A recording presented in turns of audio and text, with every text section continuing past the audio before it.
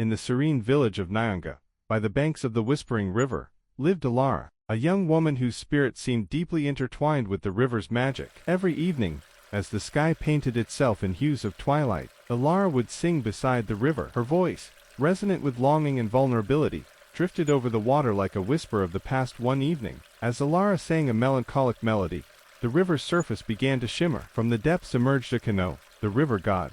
His presence was both awe-inspiring and enigmatic, with a glowing aura that seemed to meld with the river's reflections. He introduced himself to Lyra, his voice a deep, soothing timbre that resonated with the river's flow. Lyra was immediately drawn to Akano, and their initial conversations were filled with wonder and curiosity. Despite their growing affection, the reality of their different worlds created an underlying tension. Lyra was enchanted by Akano, but the disparity between their natures made her cautious and contemplative. As the seasons changed, so did the nature of Lyra and Akano's relationship.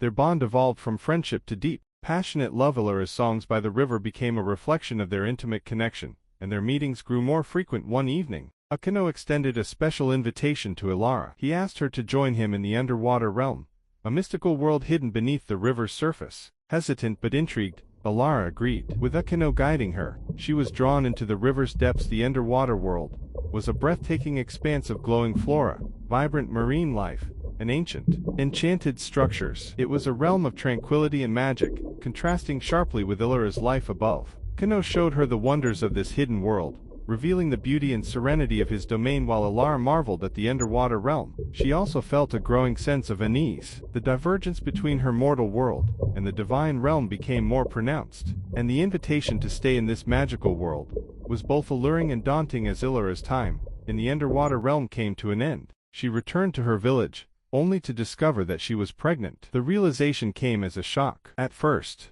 she struggled to understand the nature of her condition, but as her pregnancy became evident, the truth was undeniable. Conflicted and anxious, Lyra sought answers from Akano. They met under the stars, and with a mix of fear and confusion, Lyra asked, "How could this happen? We come from different worlds. How is it possible that our love resulted in this?" Akano, with a gentle but serious demeanor, explained that their union had transcended the boundaries of the mortal and divine realms. The river's ancient magic had facilitated this miraculous conception, making their child a unique blend of both worlds. Despite Akano's explanations, Lyra struggled with the implications of her pregnancy. The weight of her condition, combined with the challenges it posed, left her feeling overwhelmed and isolated. As Lyra's pregnancy advanced, she faced increasing difficulties. The burden of keeping her condition a secret from the villagers grew heavier, and her growing belly became harder to conceal. The once serene river now seemed like a constant reminder of her isolation. Desperate by the riverbank as the sound of the waves and the breeze gave her relaxation throughout her pregnancy.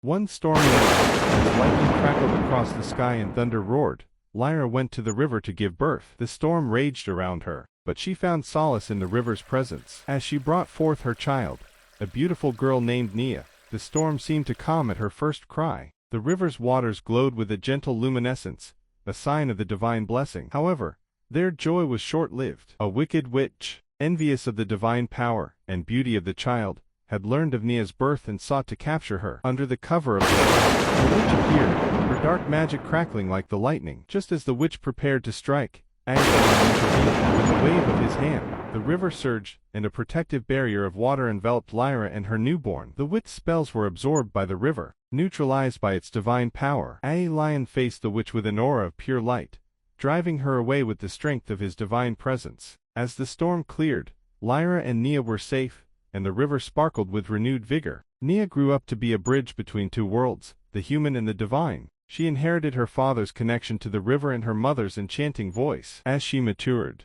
her voice held a magical quality that could calm storms and heal hearts, a gift from both her parents. The villagers came to understand that Nia was a living testament to the harmony between nature and humanity, a symbol of love that transcends all boundaries. The river became a sacred place for the villagers, a reminder of the powerful love that had once intertwined with their lives, leaving a legacy of harmony and hope.